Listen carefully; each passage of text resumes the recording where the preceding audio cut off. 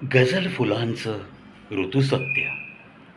राजकुमार उर्फ अंजुम यांच्या गझल के फूल या गझल संग्रहाचा भावानुवाद doctor Naseem M Pathan madam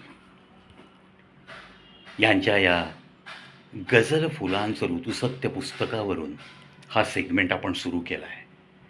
चला एपिसोड नंबर 7.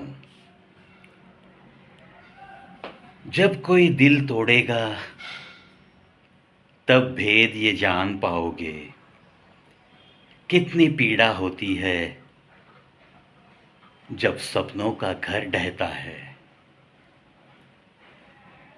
वैसे तो ये मन मेरा हर लम्हा भूल चुका है. काटे हैं जो पल तेरे साथ उनका बोझ सा रहता है. तुम क्या जानो ऐ दुनिया वालों ये प्रीत का दीवानापन. जिसने सब कुछ लूटा उसी को दिल अपना क्यों कहता है, उसी को दिल अपना क्यों कहता है. तुझं जेव्हा कोणी मन मोडेल त्याच वेळेस तुला या यातना नक्की कशा असतात ते समजेल.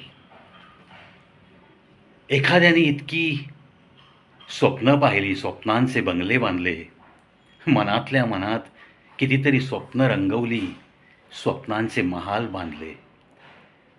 पण असे स्वप्नांचं महाल जेव्हा कोसळतात ना, तेव्हा काय यातना होतात हे तुला तसं घडल्याशिवाय कळणारच नाही. आणि तसं पाहिलं ना तर आता माझ्या मनाने सारे क्षण विसरून टाकलेत.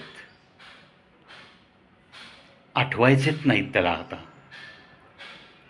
तरी पण असं ठरवून सुद्धा तुझ्यासोबतचे जे क्षण आहेत ना, त्यांच्या आठवणी मनावर ओझं असल्यासारख्या असतातच.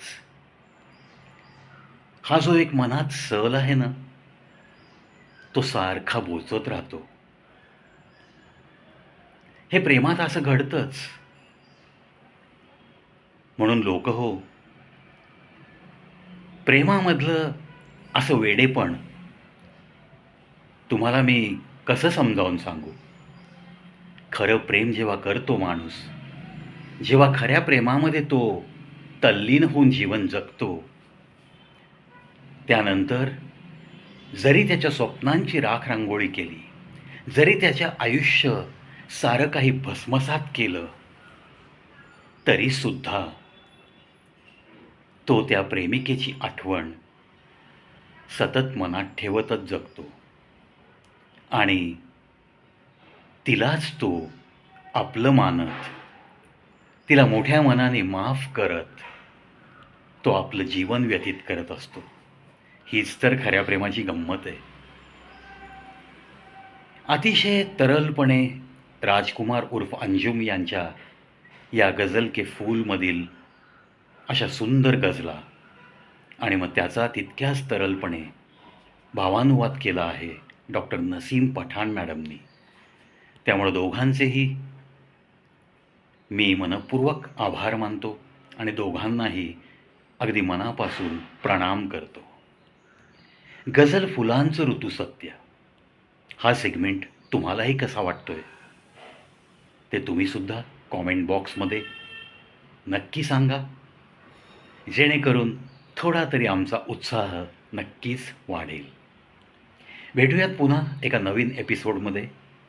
गझल फुलांचं ऋतुसत्य पाहत रहा, ऐकत रहा कविप्रवीज शो ऑन यूट्यूब. 6685 व्हिडिओज.